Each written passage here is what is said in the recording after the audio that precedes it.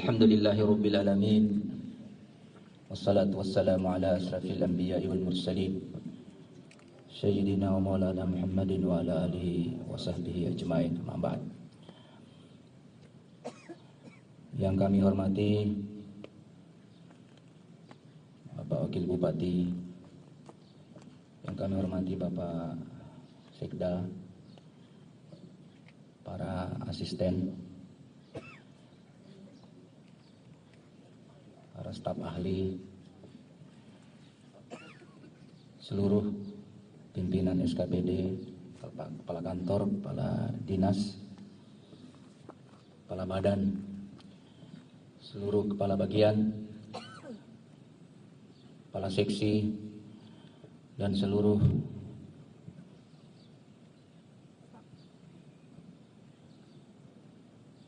peserta apel yang kami cintai dan yang kami hormati. Pertama-tama dan utama sekali, Bapak-bapak dan Ibu sekalian, tidak ada ungkapan yang pas untuk mengawali amanah saya pada hari ini kecuali rasa syukur kita kepada Allah Subhanahu wa taala atas karunia dan nikmatnya kepada kita sekalian. Sehingga alhamdulillah pada pagi hari ini Allah Subhanahu wa taala pertemukan kita di halaman kantor Bupati ini dalam rangka untuk memulai aktivitas saya selaku yang diberi amanah oleh masyarakat Kabupaten Berau untuk mengawal kepemimpinan Kabupaten Berau di masa 5 tahun ke depan. Dan kita berdoa kepada Allah Subhanahu wa taala semoga Allah membimbing dan memberikan kemampuan kepada saya dan kita semua untuk menjalankan amanah ini dengan sebaik-baiknya. Amin.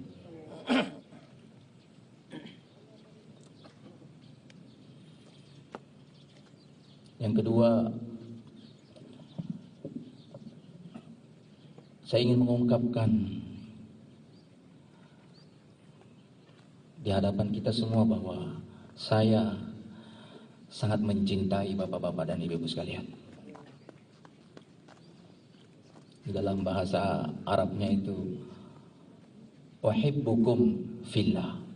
Saya mencintai Anda semua karena Allah Subhanahu wa taala.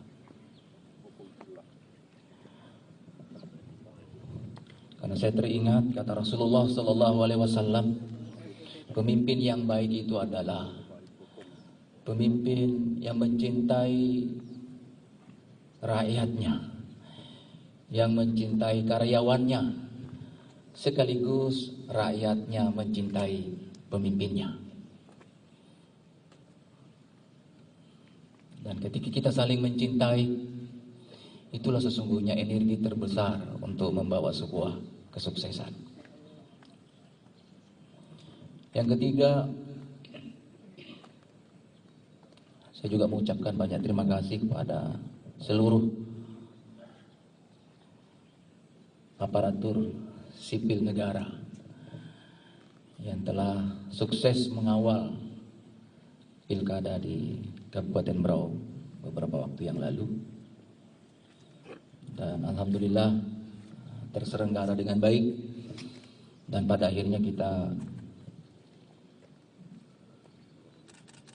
telah berhasil melakukan suksesi kepemimpinan yang kita sadari bersama bahwa saya telah dilantik pada tanggal 17 Februari beberapa hari yang lalu. Sekali lagi saya ucapkan banyak terima kasih atas sumbangsih dan seluruh peran masing-masing SKPD dan seluruh stakeholder yang ada sehingga pilkada di Kabupaten Berau bisa terselenggara tertib, aman dan damai. Semoga hasilnya ini bisa bermanfaat untuk kita semua. Amin. Selanjutnya bapak-bapak dan ibu-ibu sekalian, selama ini saya sering mendengar ada desas-desus semacam kekhawatiran muncul opini-opini yang berkembang di luar bahwa bahaya kita ini, bakalan dilempar kita ini, bakalan digeser kita ini. Pertanyaannya, kenapa itu muncul? Kenapa itu muncul? Kalau itu muncul berarti sesungguhnya secara tidak langsung Anda sebetulnya pada saat pilkada berlangsung, Anda tidak menjalankan undang-undang ASN secara disiplin, betul? Berarti kalau ada merasa bahaya ini kalau Pak Muhara menang, maka kita ini, berarti Anda pada saat itu, walaupun tidak semua, ada yang berperan tidak profesional, betul? Hari ini saya ingin menyampaikan kepada kita semua, saya tidak akan memandang dan melihat ke belakang. Yang saya mau tatap adalah masa depan Berau yang lebih baik. Jadi Bapak Ibu tidak usah khawatir, tidak usah khawatir. Saya membutuhkan Anda. Saya membutuhkan Anda. Sebagai seorang bupati yang terpilih, apalagi pendatang baru di lingkungan ini, saya sangat membutuhkan Anda semua. Anda bisa bayangkan kalau hampir seluruh yang kemarin itu tidak berpihak kepada saya, kemudian saya lempar sana, saya lempar sini, saya geser sana, saya geser sini. Akhirnya bupati nanti bekerja hanya dipusingkan dengan masalah dan masalah. Betul tidak? Oleh karenanya, saya tidak melihat masa lalu dan saya tidak akan mencari-cari siapa pendukung saya dan siapa yang bukan pendukung saya. Yang saya cari adalah orang yang bisa bekerja sama dengan bupati dengan baik, dan yang kedua adalah orang yang profesional, orang yang bisa membawa Berau ini lebih baik ke depan. Itu yang akan saya lakukan. Jadi tolong, karena saya punya waktu kurang lebih 6 bulan ke depan untuk mengevaluasi struktur organisasi ini, mari kita bekerja secara profesional. Tunjukkan kepada Pak Sekda, tunjukkan kepada Pak Bupati, Wakil Bupati bahwa saya bisa, dan itulah nanti akan kita jadikan orang yang memang layak ditempatkan kepada posisi-posisi strategis untuk membantu bupati dan wakil bupati. Jadi tidak usah bermimpi buruk di rumah dulu, bakalan ke mertua aku ini, bakalan ke... Nah. Dan saya insya Allah ingin membuat juga pegawai bahagia. Dalam arti saya tidak senang nanti kalau ada istrinya di Maratua, suaminya di Berau, di Tanjung. Tak boleh. Itu akan merusak kinerja. Kalau yang jauh berpisah dengan istrinya, suaminya, bagaimana caranya nanti? Kita dekatkan supaya tidak terjadi sesuatu yang tidak kita inginkan.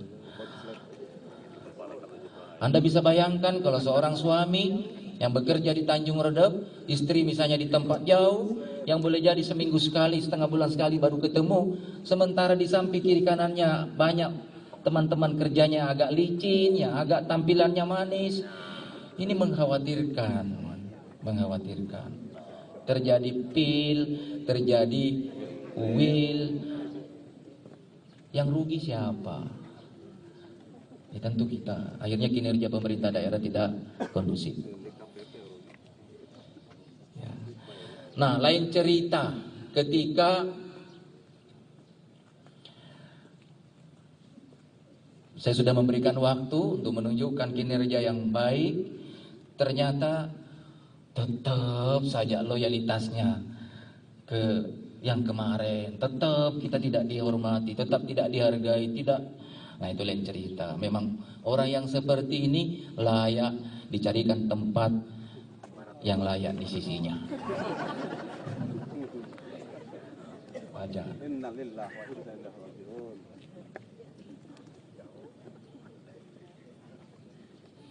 Selanjutnya Bapak Ibu, saya ingin membawa struktur organisasi pemerintah daerah ini yang kurang lebih mungkin 6.000 pegawai, betul? Kurang lebih 6.000 pegawai.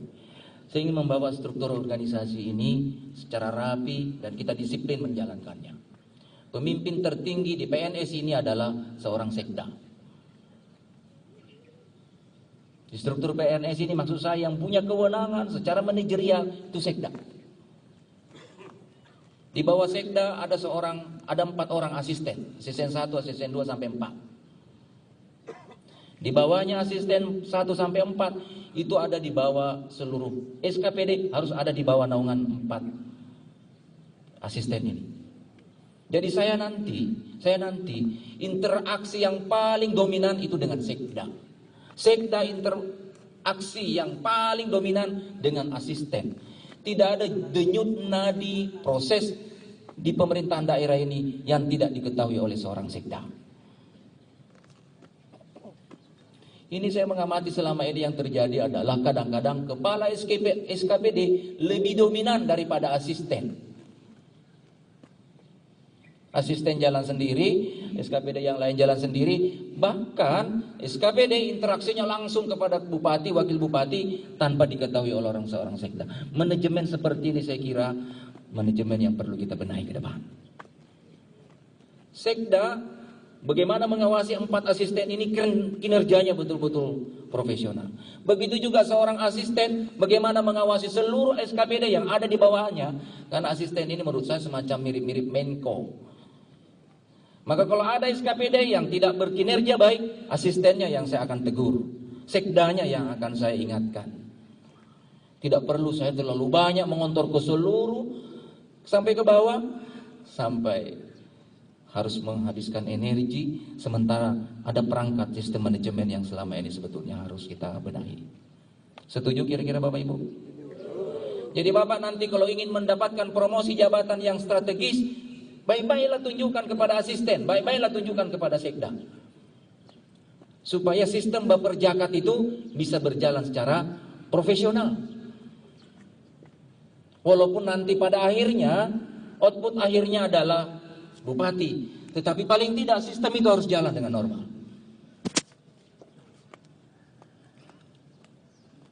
Ini kadang-kadang seluruh kegiatan yang terjadi di bawah, tanya sama Pak Sekda, ya aku enggak tahu itu Pak. Itu anu aja yang tahu itu. Ini kan enggak benar. Padahal atasan tertinggi saudara dari sisi struktur PNS itu adalah Sekda yang non politis. Kami berdua adalah politisi. Jadi kebijakan umum boleh kami buat, diterjemahkan oleh seorang sekda dan seluruh bawahannya. Itu yang saya inginkan ke depan. Jadi tidak ada tupoksi yang tidak terbagi secara rapi. Setuju kira-kira Bapak Ibu? Sehingga seorang leader, seorang bupati itu terbantu. Bisa bayangkan kalau seorang bupati langsung dia juga yang memikirkan seluruh kepala SKP. Enggak. Maka seorang asisten harus cerdas. Seorang asisten harus punya terobosan-terobosan berlian. Seorang asisten tidak boleh banyak santai. Kenapa? Karena dia punya tanggung jawab kepada seluruh SKPD. Gagal SKPD-nya, berarti asistennya juga gagal.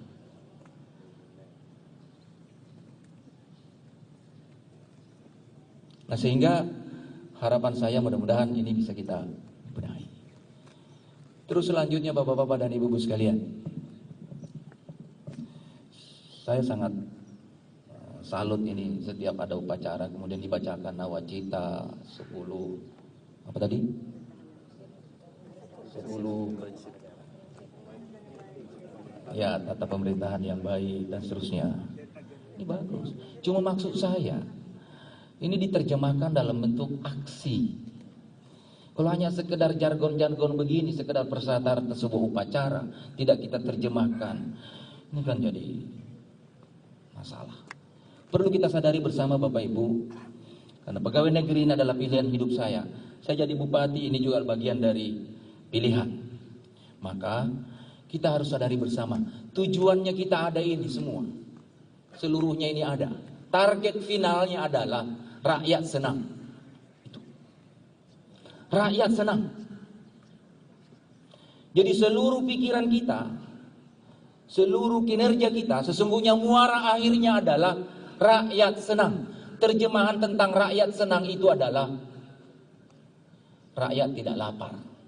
Anaknya bisa sekolah. Jalanan di kampungnya bagus. Listriknya menyala. Air minumnya lancar. Ekonominya bisa bangkit. Itu terjemahan senang. Seluruh fasilitas dan pelayanannya diberikan oleh pemerintah. Itulah sebabnya kita kurang lebih mungkin 600 miliar digelontorkan untuk menggaji kita semua dalam rangka target finalnya adalah rakyat senang. Bisa dipahami Pak? Rakyat senang, itu outputnya. Membangun kantor megah, rapi, bagus, itu tujuan antara, bukan final. Tidak ada relevansinya dan tidak ada gunanya kantor bagus mewah tapi tidak berdampak terhadap kinerja layanan kita sehingga rakyat tidak senang. Bahkan rakyat takut-takut masuk ke kantor bupati gara-gara terlalu mewah. Wih, di mana aja kita berjalan ini? Mestinya semakin bagus itu kantor, rakyat juga datang melihat kantor kita. Wih, bagus. Tapi ramah-ramah kita. Tidak ada orang rakyat yang datang ke kantor bupati kemudian pulang menggerutu, menyesal dan akhirnya membenci pemimpinnya. Wih, begitu megahnya kantor bupati. Begitu aku ke sana, ya Allah, aku dimaki-maki, aku disuruh pulang. Mau ke urusan ini tidak ketemu. Oh, berangkat, mau berangkat. Yang ini lagi ditanya ya Allah, aku pulang padahal jauh-jauhnya aku dari biduk-biduk datang ke sini. Tidak ada yang ku dapat.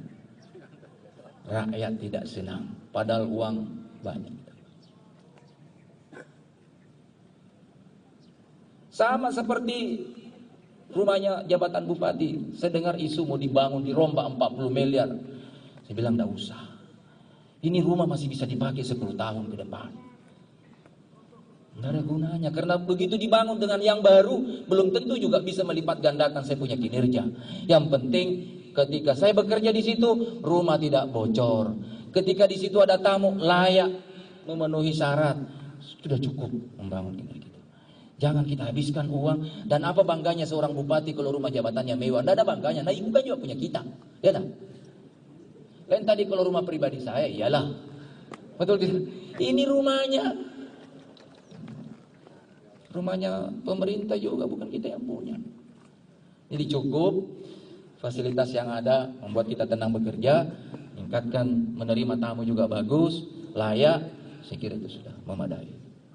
Nah, saya ingin mengajak kepada seluruh aparat yang hadir pada pagi hari ini, mulai hari ini samakan persepsi kita bahwa seluruh SKPD yang ada di Kabupaten Berau ini target finalnya adalah rakyat senang.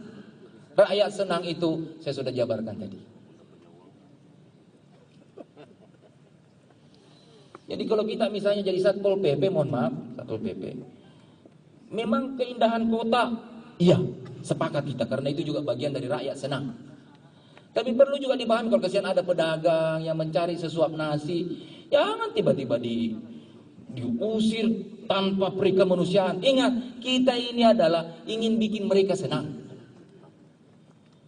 Apa gunanya kita menjadi aparat negara, kemudian setelah itu kita ketemu dengan rakyat, kita bikin susah mereka, padahal dia tidak meminta-minta, dia kasihan mencari sesuap nasi. Anda bisa bayangkan kalau kita, keluarga kita, saudara kita yang sesungguhnya mengalami nasib yang seperti itu, tentu tidak mau kita. Tertib rapi, iya, setuju kita, tapi ada cara dan metode supaya rakyat tidak tersinggung, rakyat tidak. Karena kita ini ada, sesungguhnya di balik itu semua kita ingin membuat mereka senang. Sebagian pola kerja kita selama ini lebih cenderung berpikir sepotong-sepotong. Yang saya maksud sepotong-sepotong, Bapak Ibu ketika misalnya di kantor Bapak Ibu ada proyek pengadaan tertentu, proyek pembangunan tertentu, Bapak Ibu hanya stop di situ. Begitu selesai proyeknya, SPY-nya selesai, alhamdulillah aman proyekku, aman sudah. Tapi kita tidak pernah berpikir kira-kira output ini berdampak terhadap rakyat senang. Contoh misalnya, mohon maaf, di dinas perkebunan misalnya memberi bantuan sesuatu, bantuan bibit sahang. Itu bibit sahang belum sampai ke rakyat sudah mati itu bibit. Belum ditanam sudah mulai. Dan dia diakui oleh masyarakat bahwa sesungguhnya ini mau mati ini bibit. Ini berarti betul-betul sekedar orientasi bahwa proyek ini jalan. Masalah nanti rakyat itu bisa panen sahang yang menyebabkan ekonominya sejahtera. itu bukan urusanku, yang penting proyekku sudah jalan. Tapi itu di kantor-kantor lain, di kabupaten lain. Kalau di Berau mudah-mudahan dah.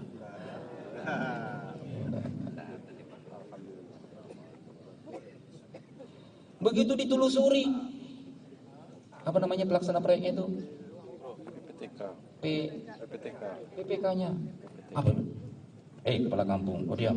Jangan lagi lapor-lapor begitu. Kalau sampai ku begitu lagi, ku beri lagi ku bantuan. Bilang kepala kampungnya, bilang masyarakatnya, ndak usah ku beri bantuan. Ndak ada gunanya juga kalau mati.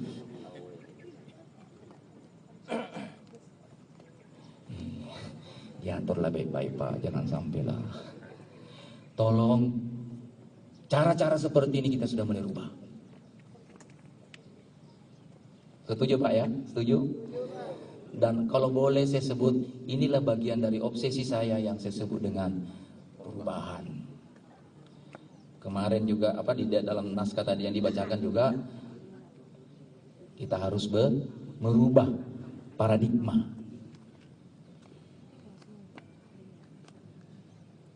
Selanjutnya Bapak Ibu, Allah Subhanahu wa Ta'ala menyuruh kita berbuat yang terbaik. Berbuat yang terbaik.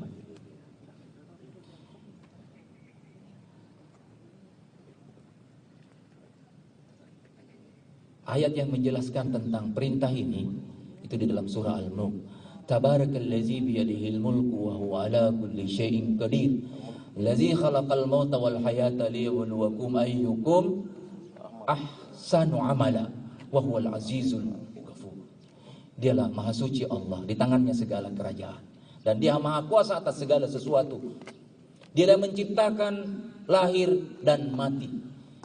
Liyabluwakum, tujuannya adalah adanya hidup, adanya mati, antaranya adalah ayyukum ahsanu amala, untuk menguji kepada kita semua siapa yang terbaik amalnya.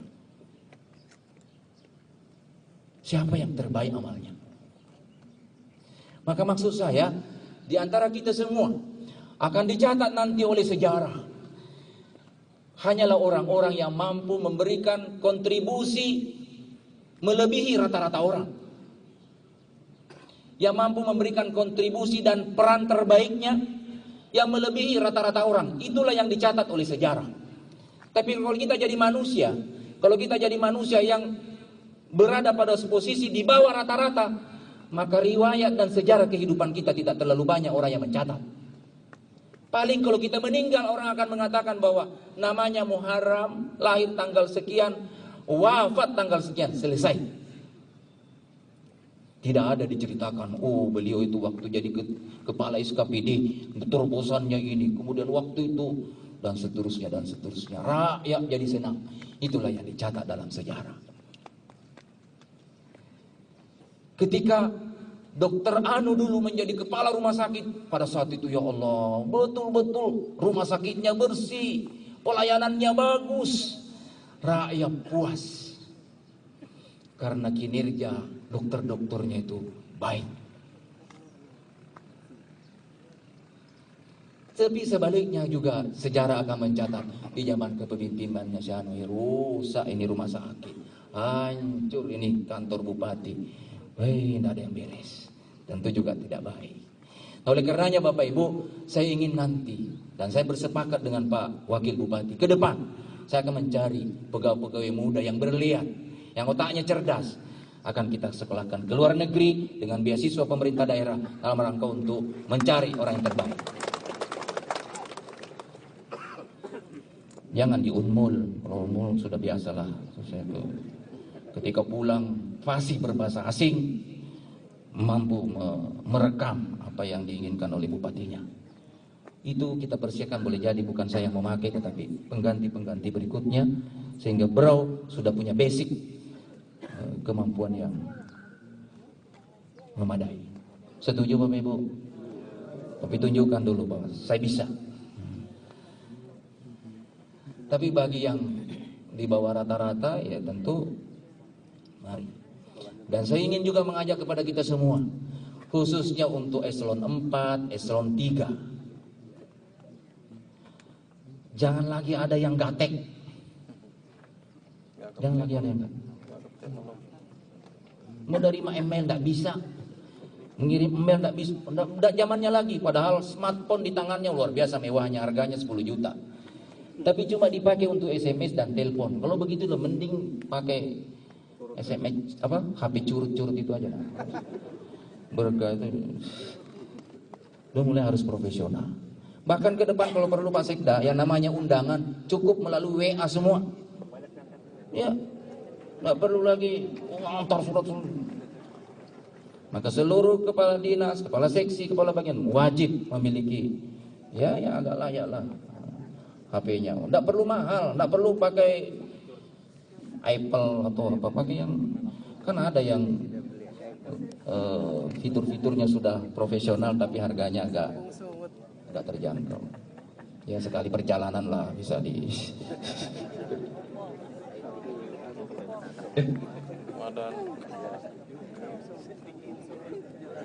Kita mulai sudah agak ini. Bapak-bapak dan ibu-ibu sekalian,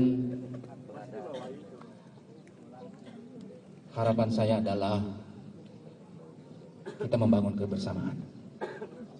Kita membangun kebersamaan.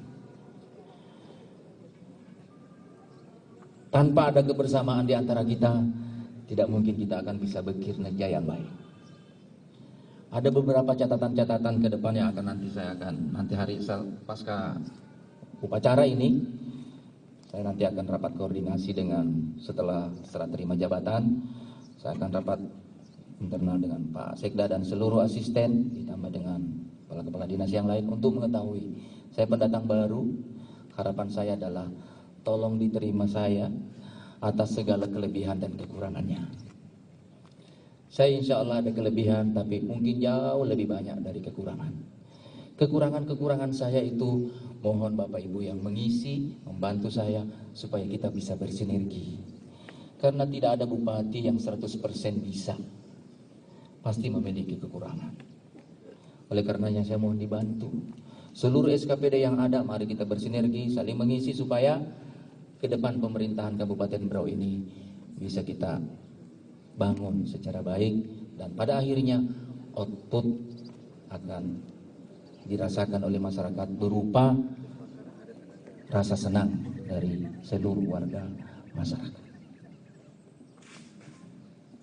Mudah-mudahan Bapak Ibu Allah memberkahi kepemimpinan 5 tahun ke depan.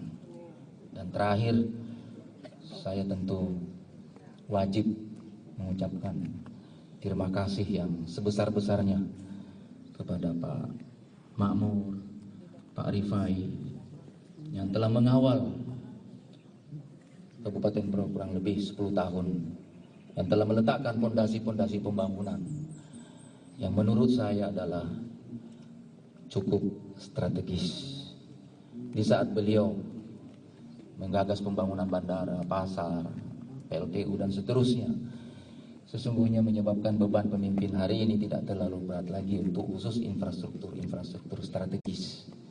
Sehingga pada hari ini kita akan mencoba sudah mulai mengembangkan sayap, membangun Berau dari pinggir, dari desa, sebagaimana nawacita tadi. Dan saya kira connect antara instruksi Jokowi dengan program-program yang saya jual pada saat kampanye kemarin, insya Allah connect. Karena memang kita hari ini sudah mulai kita ingin membangun basic ekonomi rakyat yang selama ini masih belum banyak tersentuh. Bukan tidak ada tersentuh, belum optimal kita menyentuhnya. Karena saya yakin ketika rakyat di desa-desa itu sejahtera, insya Allah mereka semuanya belanja ke kota. Mereka akan beli di kota sehingga siklus ekonomi di perkotaan pun akan berkembang. Saya kira ini bapak-bapak dan ibu-ibu sekalian harapan-harapan saya, dan tolong sekali lagi bantu saya. Semoga kita bisa bersama-sama nanti memberikan kerja yang terbaik, sekaligus menjadi amal soleh kita yang pada akhirnya kita bisa masuk surganya. Amin ya robbal alamin. Kalau setuju Pak Sekda, mungkin nanti setiap apakah hari Jumat kita senam bareng kan namanya atau apa ya. Kalau selama ini tradisinya bagaimana, nanti coba kita diskusikan. Apakah senam bersama, apakah frekuensinya seminggu sekali atau 2 minggu sekali kita senam bersama. Karena saya melihat pegawai-pegawai negeri kita ini, termasuk saya, banyak yang sudah mulai agak hamil berapa bulan gitu ya. Itu saya kira perlu kita benahi. Karena kalau pegawai negeri yang banyak hamil itu sakit-sakitan. Ya kalau sakitnya terus meninggal tidak apa-apa. Yang jadi masalah adalah stroke, 7 tahun lamanya stroke. Ini kan merepotkan. Kita mau pensiunkan, kasihan gajinya, tidak dapat gaji. Kita mau pakai kerja, tidak mungkin lagi. Ini agak repot. Maka pegawai negeri pun harus sehat. Setuju? Bahkan saya ke depan ingin membangun paradigma baru tentang kesehatan. Bahwa suksesnya kesehatan itu, suksesnya dinas kesehatan itu bukan berarti banyak orang datang ke rumah sakit dan layanannya prima. Bukan itu. Yang kita inginkan ke depan adalah hampir-hampir tidak ada orang datang ke puskesmas. Hampir-hampir tidak ada orang datang ke rumah sakit. Kenapa? Dia sehat. Maka yang dibutuhkan ke depan sebenarnya adalah bagaimana di desa-desa itu ada orang, ada sarjana-sarjana kesehatan masyarakat yang memberikan penyuluhan dan pembinaan agar supaya mengerti bagaimana lingkungan yang sehat, dipahamkan bagaimana makanan yang sehat, dipahamkan bagaimana sanitasi yang baik, supaya di desa itu nggak ada penyakit. Dan kalau di kota kita mulai berbasis RT, mulai dari kebersihan RT, fokus RT. Kita instruksikan nanti seluruh RT membangun percontohan-percontohan kehidupan yang bersih. Kalau perlu tidak, termasuk juga kita di kantor-kantor, kalau perlu tidak boleh ada di halaman kantor manapun ada puntung rokok, ada sampah secil pun. Kita mulai dari situ. Kita adakan lomba RT seluruh kota Tanjung Redang. Kepala Dinas Kebersihan dan Tata Kota, saya punya obsesi. Ada kemarin teman dari Jerman yang sempat 8 tahun tinggal di Jerman, itu memberikan metode bagaimana supaya menciptakan brau layaknya Singapura dari sisi kebersihannya. Ada istilah bank sampah dan sebagainya. Tentu tidak bisa saya bahas di sini. Yang jelas kita mulai dulu dari aparatur hidup bersih. Tidak boleh lagi nanti misalnya di desa itu ada orang buang hajatnya di pohon-pohon pisang. Tidak boleh lagi ada. Kalau perlu di desa itu semuanya menggunakan sudah kloset yang rapi. Tidak ada lagi di desa yang peceran tersebar terbuka. Nggak boleh lagi. Kita usahakan ke depan. Supaya apa? Sebaran penyakit di desa itu kita upayakan supaya tidak berkembang. Nah kita kalau di kota mulai dari RT-nya. RT diberi tanggung jawab berapa wargamu dan siapa yang nakal yang tidak mau membersihkan depan rumahnya. Bahkan kalau kita perlu, selama masih ada memungkinkan kita tanam pohon, kita upayakan ada tanaman pohon yang rapi. Saya ingin nanti bagian humas mendokumentasikan kondisi kota Tanjung Redep hari ini. Di awal kepemimpinan saya, mohon humas merekam seluruh kondisi kota Tanjung Redep. Dan setelah nanti 5 tahun ke depan akan terlihat ini zamannya Pak Muharram memulai jabatan, dan 5 tahun setelah itu ini kondisi kota Tanjung Redep. Saya bermimpi kalau boleh kita jalan-jalan di kota Tanjung Redep, sejuk, rasanya tidak panas, tidak gersang. Kita tanami pohon, Anda bayangkan seperti pohon begini, kan indah banget. Kita jalan tidak panas, tidak gersang. Kita mulai di kota Tanjung Redep menata ini. Dan saya yakin Bapak Ibu, ini bagian dari menyenangkan warga di kota Tanjung Redep.